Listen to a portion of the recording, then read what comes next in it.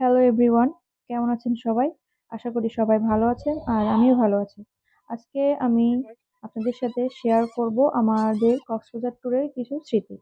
তো আমরা গেছিলাম সাতক্ষীরা থেকে প্রায় 17 ঘন্টা জার্নি করে আমরা সাতক্ষীরা থেকে কক্সবাজার পৌঁছাই। আর এটা ছিল আমাদের প্রথম ফ্যামিলি ট্যুর। এত কষ্টের পরেও যখন প্রথম সাগর দেখি তখন আর সেই কষ্ট মনে হয়নি।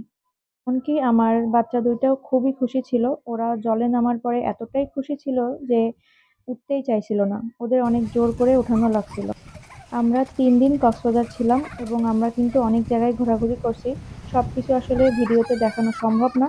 তো এই যে দেখো, আমরা সাগরে নেমে এখানে গোসল করছিলাম আর বিকালে গেছিলাম সুগন্ধা বিচে।